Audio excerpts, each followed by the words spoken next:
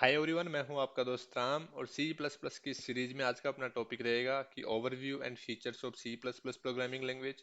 Why should we learn C plus plus programming language. ये सारा अपन detail में देखने वाले हैं। और उसके बाद अपन देखेंगे अपना जो पहला प्रोग्राम अपन C plus plus programming language में लिखेंगे और उसका पूरा स्ट्रक्चर देखेंगे कि इसमें कौन कौन से पार्ट्स रहते हैं सी प्लस प्लस प्रोग्राम में, एक simple C plus plus program में, राइट। और फीचर्स में देखेंगे, इसके सारे जितने भी फीचर्स हैं वो अपन डिटेल में देखने वाले हैं। तो आप वीडियो को लास्ट तक देखना ताकि आपको इसके सी प्लस प्लस का इंपॉर्टेंस समझ में आ सके। और अपना जो बेसिक प्रोग्राम है वो भी अपन रन करके देखेंगे ताकि वो भी आपको अच्छे से समझ में आ सके। So let's start the topic.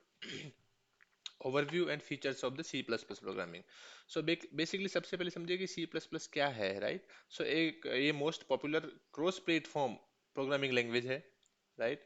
And use to create high performance applications and softwares, जैसे कि ऑपरेटिंग सिस्टम्स हो गया, गेम्स हो गए, ई कॉमर्स के एप्लीकेशंस हो गए, सॉफ्टवेयर्स हो गए, राइट। ये सारा अपन सी प्लस प्लस में बना सकते हैं। और ये क्रॉस प्लेटफॉर्म लैंग्वेज है, राइट। ये एक प्लेटफॉर्म पे अपन इसको मतलब रन कर सकते हैं, बिल्ड कर सकते हैं, और ये एक सी जनरेट करके और दूसरे प्लेटफॉर्म मतलब दूसरे मशीन पे भी इसको रन कर सकते हैं, ऐसा है। Developed by this Bjarne Stroustrup as as extension of the C language. Basically सबसे पहले सी था। मैंने इसका हिस्ट्री में और इसमें बताया, लास्ट वाले वीडियो में डिटेल में एक्सप्लेन किया इसको कि पहले सी लैंग्वेज था। जब इसका एक्सटेंशन किया तो फिर वो सी प्लस प्लस हुआ। तो सी प्लस प्लस क्या है? Extension of C plus plus है which include some additional features, right. अब सबसे बात करते हैं पहले कि इसके फीचर्स कौन कौन से हैं। Why should we learn C plus plus, right. So इनके जो एडिशनल फीचर्स हैं उनकी वजह से अपने को सी प्लस प्लस सीखनी चाहिए। जैसे कि most used and most popular language है ये, राइट। अब मोस्ट यूज और मोस्ट पॉपुलर क्यों है? क्योंकि एक क्रॉस प्लेटफॉर्म प्रोग्रामिंग लैंग्वेज है। एक प्लेटफॉर्म पे इसको मतलब कंपाइल करके दूसरे पे यूज कर सकते हैं। प्लेटफॉर्म मतलब हार्डवेयर पे, right. High level and object oriented programming language है। आसानी से रीड एंड राइट कर सकते हैं। ऑब्जेक्ट ओरिएंटेड के फीचर्स सारे सपोर्ट करती है ये, ताकि अपने को रियल टाइम जो एंटिटीज है उनको इम्प्लीमेंट कर सकते हैं अपन उप्स के through. Allows developer to write clean and efficient code for large application software games operating systems, right. ये बड़े से बड़े एप्लीकेशन सॉफ्टवेयर को भी अपन सी प्लस प्लस में बना सकते हैं। और ये support procedural functional and generic programming styles. Procedural था, सी सी प्रोसीजरल प्रोग्रामिंग लैंग्वेज है, तो ये उसको भी सपोर्ट करती है क्योंकि उसका एक्सटेंशन है। फंक्शनल है, इसमें फंक्शंस रहते हैं जो सी में भी रहते हैं। और ये जेनरिक प्रोग्रामिंग स्टाइल, ये एडिशनल फीचर है जो कि इसमें भी दिया गया है। मतलब सी प्लस प्लस सपोर्ट करता है जेनरिक। इसमें अपन एक फंक्शन और उससे मल्टीपल टास्क करवा सकते हैं, जेनरिक प्रोग्रामिंग कर सकते हैं अपन।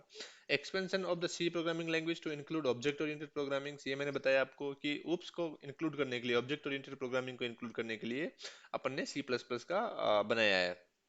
Eight give a high level of control और सिस्टम रिसोर्सेज एंड मेमोरी।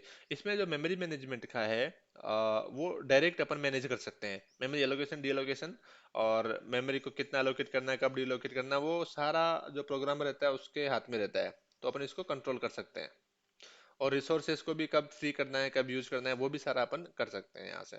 तो ये सारे इसके फीचर्स हैं, दैट्स इसलिए ये मोस्ट पॉपुलर और मोस्ट यूज्ड है। इसके अलावा देख ली simple easy to read and write, मैंने बताया आपको ये कि सिंपल है, easy to read and write है। प्रोग्रामर आसानी से इसको रीड कर सकता है, समझ सकता है, लिख सकता है, सीख सकता है। जनरल पर्पस प्रोग्रामिंग लैंग्वेज, ये जनरल पर्पस प्रोग्रामिंग लैंग्वेज है लाइक सी। इसमें अपन छोटे से छोटे प्रोग्राम एप्लीकेशन से लेके, सॉफ्टवेयर से लेके, मोबाइल एप्लीकेशन से लेके सारे अपन बना सकते हैं इसमें, जो भी अपन चाहे ना वो। तो ये क्या है, लो लेवल सपोर्ट भी करता है। इसमें मेमोरी मैनेज अपन डायरेक्ट कर सकते हैं, राइट। सिस्टम प्रोग्रामिंग इसमें लिख सकते हैं अपन।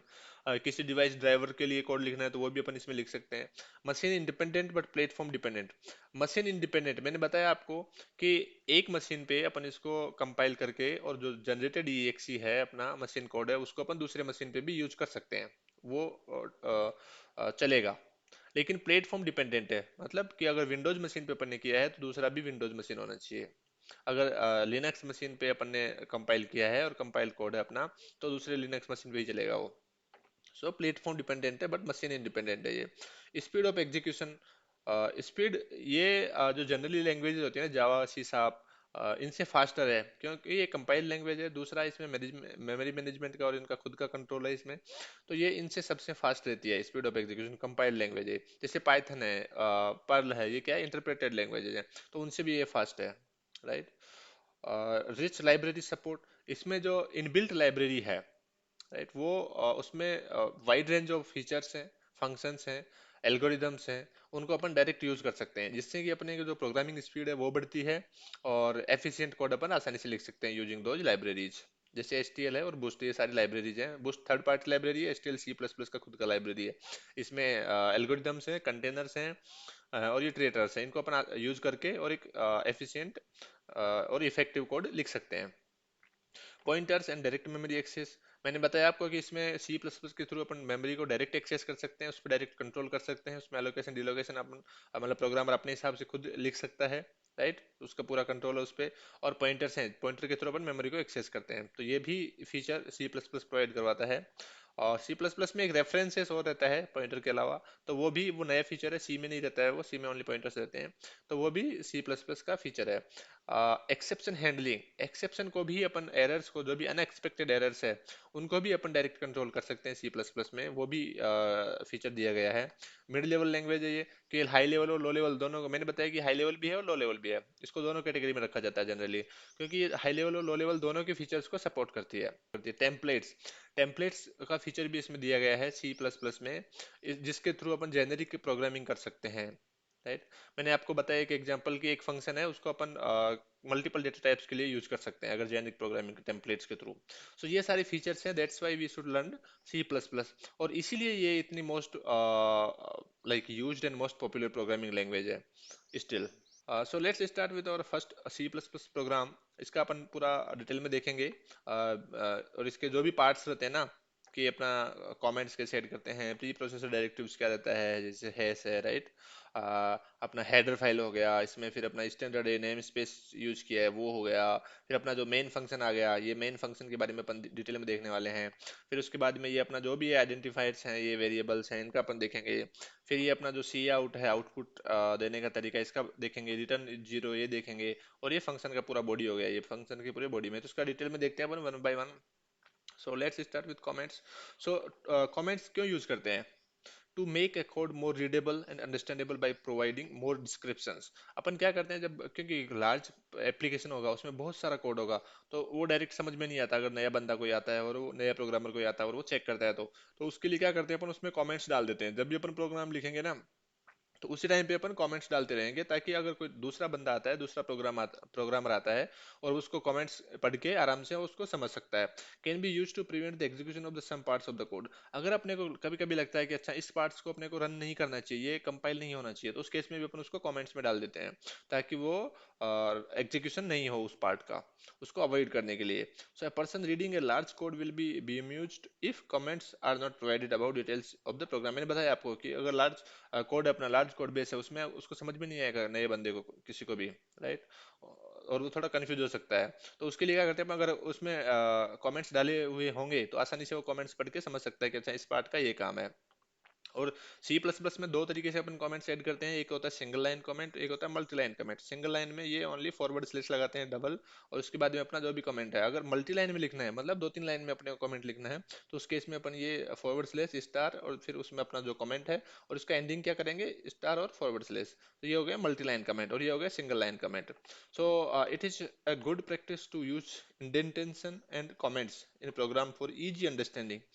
अगर आप कमेंट्स और ये इंडेंटेशन यूज करेंगे, तो इसमें क्या होता है कि एक तो अपना जो प्रोग्राम है, अपना जो कोड है, वो एक अच्छा लगता है, दूसरा रीडेबल हो जाता है वो, और राइट, और मेंटेनेंस में उसको दिक्कत नहीं आती है, क्योंकि मेंटेनेंस के टाइम अगर कुछ इश्यू आता है, तो आसानी से उसको समझ सकते हैं, उसको रीड कर सकते हैं, राइट, और उसको फिर जो भी है रेक्टिफाई कर सकते हैं।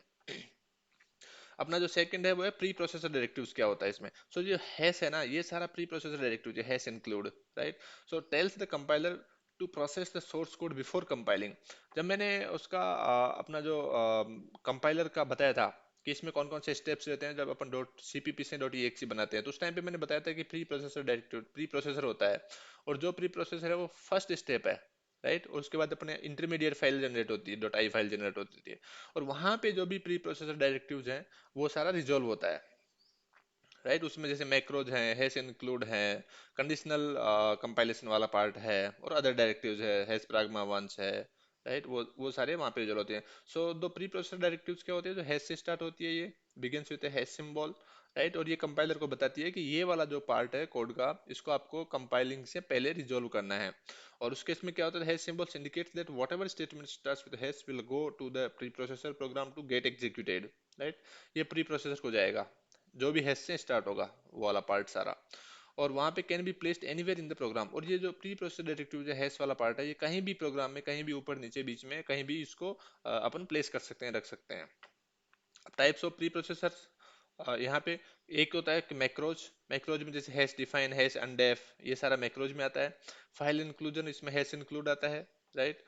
कंडीशनल कंपाइलेशन में hash if def, hash if end def, ये सारा फाइल कंडीशनल कंपाइलेशन में आता है। और अदर्स में आता है hash pragma startup, hash pragma exit, hash pragma once, ये सारे अदर्स में आते हैं। तो चार टाइप से प्री प्रोसेसर डायरेक्टिव्स होते हैं, और इनको प्री प्रोसेसर प्रोग्राम एग्जीक्यूट करता है। अब यहाँ पे समझिए, हैश इंक्लूड है, अ, ये हेडर फाइल को इंक्लूड करने के लिए आता है। तो हेडर फाइल वाला पार्ट देखते हैं अपन कि कि हेडर फाइल क्या होती है। The header file contains the definitions of the functions and macros we are using in our program. यहाँ पे समझिए आप, यहाँ पे इसको दो तरीके से अपन किसी भी फाइल को, राइट, इंक्लूड करना है प्रोग्राम में, तो उसके लिए क्या करते हैं अपन कि उसको, उस फाइल को इंक्लूड करते हैं using this hash include, right. और यहाँ पे कि header file contains the definitions of the functions and macros. Functions और मैक्रोज का डेफिनेशन रहता है उस हेडर फाइल में, राइट, जिसको अपन यूज कर रहे हैं। अब इसको दो तरीके इंक्लूड करने के, अगर स्टैंडर्ड लाइब्रेरी है, स्टैंडर्ड हेडर फाइल है, तो उस केस में अपन ये एंगुलर ब्रैकेट के अंदर इसका नाम डाल देते हैं, राइट, जैसे यहाँ पे आईओ स्ट्रीम है। अगर अपना खुद का लाइब्रेरी है, नॉन स्टैंडर्ड है, अपन ने क्रिएट किया है, तो उस केस में अपन डबल कोट का यूज करते हैं। तो इसमें डिफरेंस क्या है बेसिकली, कि जब अपन एंगुलर ब्रैकेट का यूज करेंगे, तो ये जो प्री प्रोसेसर को बताएगा कि हैश इंक्लूड, मतलब अपने को इंक्लूड करना है, क्या इंक्लूड करना है, ये जो यहाँ पे जो नेम दिया अपन ने लाइब्रेरी नेम, इसको इंक्लूड करना है, कहाँ से इंक्लूड करना है। तो उस केस में अगर ये एंगुलर ब्रैकेट है, तो ये बोलेगा कि इसको स्टैंडर्ड जो लोकेशन है, जहाँ पे स्टैंडर्ड लाइब्रेरी रखी हुई है, वहां से इसको इंक्लूड करना है, राइट। सबसे पहले वहां पे देखेगा ये।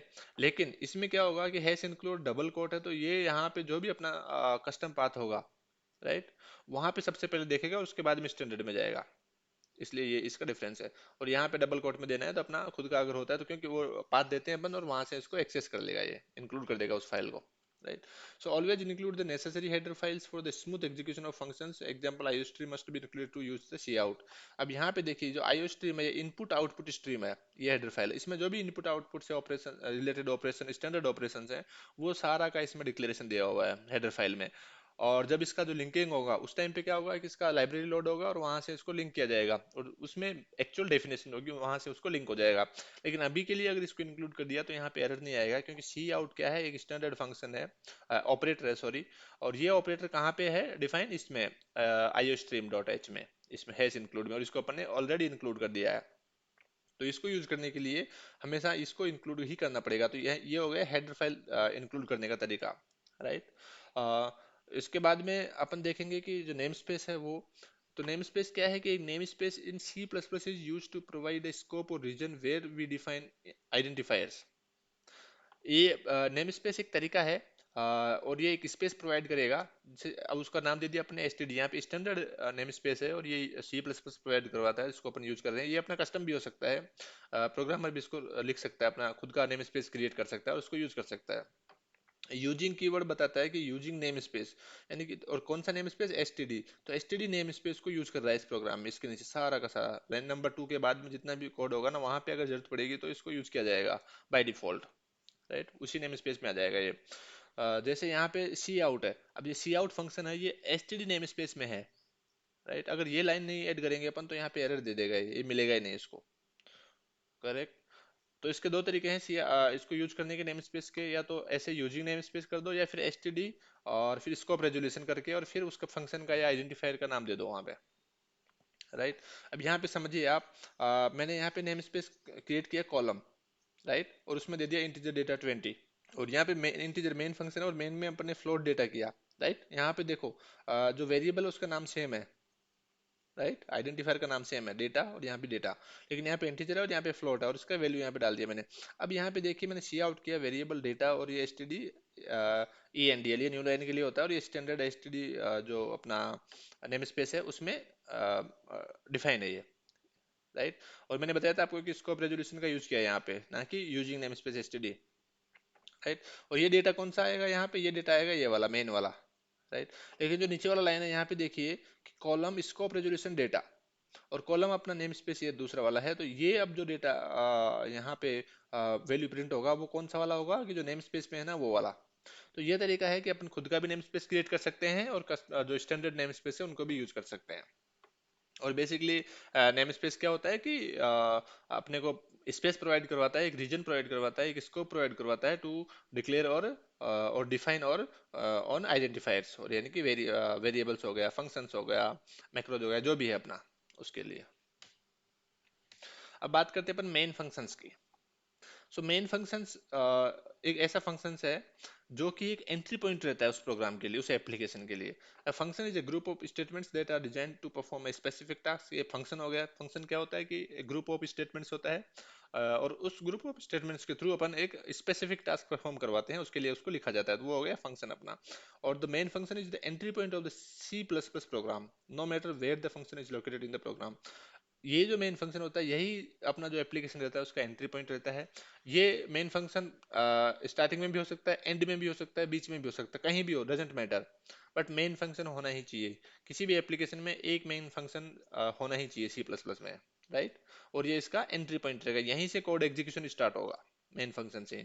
This statement is basically used in the function to return the result of the operations performed by the function. और इसमें मेन फंक्शन में एक रिटर्न स्टेटमेंट रहता है, और ये रिटर्न स्टेटमेंट क्या करेगा, ये रिटर्न करेगा कि इसका जो आउटपुट है क्या है वो। यहाँ पे देखिए, यहाँ पे इंटीजर मेन है, यानी कि इसका जो रिटर्न टाइप है मेन का वो फंक्शन वाले क्लास में अपन इसको डिटेल में देखने वाले हैं कि फंक्शंस के रिटर्न टाइप क्या होते हैं, उसके आर्ग्यूमेंट्स क्या आते हैं, उसमें फंक्शन पैरामीटर कैसे पास करते हैं, वो सारा अपन डिटेल में देखने वाले हैं। बट अभी के लिए ये समझो कि अपना बेसिक प्रोग्राम है, और यहाँ पे किसी भी सी प्लस प्लस में एप्लीकेशन में एक मेन फंक्शन जरूरी होगा, right. And that will be the entry point of the application. अभी देखते हैं अपन tokens. So smallest building block of C++ program that the compiler understands, that is the token। जैसे अपना जो इंग्लिश लैंग्वेज है उसमें अल्फाबेट्स रहते हैं, राइट, वोवेल्स रहते हैं, और ये इनसे मिलके फिर क्या होता है, वर्ड्स बनता है, और फिर सारे वर्ड्स बन के मिलके क्या बनता है, फिर एक स्टेटमेंट बनता है, और फिर सारे स्टेटमेंट्स या मिलके क्या बनता है, फिर एक पूरा लैंग्वेज बनता है, करेक्ट। ऐसा ही रहता है यहाँ पे भी, जो सी प्लस प्लस प्रोग्रामिंग है उसमें भी अपने बहुत सारे टोकन्स रहते हैं, और वो टोकन्स मिलके एक प्रोग्राम बनाते हैं, right. So smallest building block of C plus plus program that the compiler understands, compiler जो समझता है वो क्या है, टोकन्स हैं, right. Every word in a C plus plus source code can be considered a token, right. जैसे hash include है, इसको भी अपन टोकन इंक्लूड कर सकते हैं, यूजिंग है, मतलब जितने भी वर्ड्स हैं ना सी प्लस प्लस प्रोग्राम में वो सारे क्या हैं, टोकन्स है, basic building block of the program that is the token, right. अब टोकन्स को कैटेगरी में डिवाइड किया है, तो इसमें बेसिकली मैंने यहाँ पे 6 कैटेगरी में इसको डिवाइड किया है। पहला है आइडेंटिफायर्स। आइडेंटिफायर्स जैसे नाम से ही पता लगता है कि ये आइडेंटिफाई करने के काम आते हैं, जैसे फंक्शन का नेम है वो आइडेंटिफायर की कैटेगरी में आएगा। अपना वेरिएबल का नेम है name one, this C num one, so ये भी क्या आएगा, आइडेंटिफाई करने का काम आएगा कि इस वेरिएबल का नाम क्या है, नम वन, जहाँ पे अपने को 24 वैल्यू स्टोर करनी है। तो ये क्या है, आइडेंटिफायर हो गया। मेन मेन क्या है, ये रिजर्व वर्ड्स में आता है, बट जो फंक्शंस का नाम है वो सारे आइडेंटिफायर्स आते हैं, वेरिएबल के नाम आइडेंटिफायर्स में आते हैं, करेक्ट। और इसके रूल्स हैं, नेमिंग रूल्स हैं, वो मैं आने वाली वीडियो में बताऊंगा, जब वेरिएबल्स वाला अपन देखने वाले हैं टॉपिक। उस केस में वहां पे अपन देखेंगे कि जो आइडेंटिफायर्स हैं उसको नाम कैसे देते हैं, वेरिएबल्स को नाम कैसे देते हैं, इसके कौन कौन से रूल्स रहते हैं, वो सारा डिटेल में अपन देखने वाले हैं। फिर आता है कीवर्ड्स। कीवर्ड्स क्या है, कि ये रिजर्व वर्ड्स हैं, राइट, जो कि C plus plus programming language में रिजर्व किए गए हैं, कि ये वाले कीवर्ड्स आप इसको एज एन आइडेंटिफायर आप यूज नहीं कर सकते हो, क्योंकि वो एक स्पेसिफिक टास्क, एक स्पेसिफिक फंक्शनलिटी के लिए बनाए गए हैं। तो वो आगे कीवर्ड्स। फिर आते हैं कॉन्स्टेंट्स। सो कॉन्स्टेंट्स में ये वो वाले आइडेंटिफायर्स हैं जिनका वैल्यू अपन चेंज नहीं कर सकते हैं, ये वेरिएबल्स हैं जिनका वैल्यू अपन एक बार इनिशियलाइजेशन के टाइम पे इनिशियलाइज कर दिया, उसके बाद उसको चेंज नहीं कर सकते हैं। फिर आता है स्ट्रिंग्स। ये स्ट्रिंग लिटरल्स हैं, ये कैरेक्टर ऑफ एरे इसको बोल सकते हैं, ऐसा कुछ है ये। और ये क्लास रहती है सी प्लस प्लस में, ये भी टोकन्स आता है। स्पेशल सिंबल्स रहते हैं, जैसे यहाँ पे देखिए, यहाँ पे सेमीकोलन का यूज किया है अपने को, अगर इसको लाइन को टर्मिनेट करना है तो सेमीकोलन का यूज किया है, राइट। फंक्शन के लिए ये अपना ब्रैकेट्स का यूज करते हैं अपन, ये फंक्शन बॉडी के लिए कर्ली ब्रेसेस का यूज करते हैं। ये सारे क्या हैं, स्पेशल सिंबल्स की कैटेगरी में आते हैं। और ऑपरेटर्स, ऑपरेटर्स बताया मैंने, यहाँ पे जैसे प्लस है, ये क्या है, ऑपरेटर है। यहाँ पे डबल एरो है, ये क्या है, ऑपरेटर है। सी आउट क्या है, ऑपरेटर है। तो ये सारा इसको ऑपरेटर्स हैं। तो यहाँ पे देखिए अपना जो first C plus plus program है उसको अपन रन करके देखेंगे। ये अपना अपना कमेंट हो गया जिसके बारे में डिटेल में बताया आपको। फिर ये हेडर फाइल इंक्लूजन हो गया, ये अपना नेम स्पेस हो गया, और ये अपना मेन फंक्शन बॉडी हो गया। और यहाँ पे अपन ने जो दो वेरिएबल्स बनाए num1 और num2, यहाँ पे इन पे ऑपरेशन परफॉर्म करेंगे, ये अपना एक्सप्रेशन हो गया। और यहाँ पे num1 और num2 को अपन ऐड करेंगे ऑपरेटर के थ्रू, प्लस ऑपरेटर के थ्रू, और यहाँ पे रिजल्ट में स्टोर करेंगे। उसके बाद में यहाँ पे अपन सी आउट जो अपना ऑपरेटर है उसके थ्रू अपन इसको आउटपुट प्रिंट करेंगे, रिजल्ट का जो भी यहाँ पे ऐड होके आएगा, राइट। और ये सारा कहाँ पे सी आउट किस में है, ये आईओ स्ट्रीम अपना जो हेडर फाइल है इसमें डिफाइन किया हुआ है, राइट। ये एंड एल ये भी इसी में है, ये न्यू लाइन के लिए होता है। और यहाँ पे रिटर्न स्टेटमेंट अपन जीरो रिटर्न करेंगे, बताएंगे कि ये सक्सेसफुली अपना एग्जीक्यूट हो गया है। इसको मैं रन करके दिखाता हूँ आपको। ये इसका रिजल्ट देखिए, 58 24 + 34 दैट इज 58। सो ऐसे इसका रिजल्ट आ गया। सो ये अपना पहला प्रोग्राम था। Thank you for watching the complete video. Please video को लाइक करना और चैनल को सब्सक्राइब करना मत भूलना, ताकि आपको अपडेटेड वीडियोज मिलती रहेगी। और कमेंट करके बताओ कि ये वाला वीडियो आपको कैसा लगा। मिलते हैं नेक्स्ट वीडियो में। Till then keep learning and keep exploring.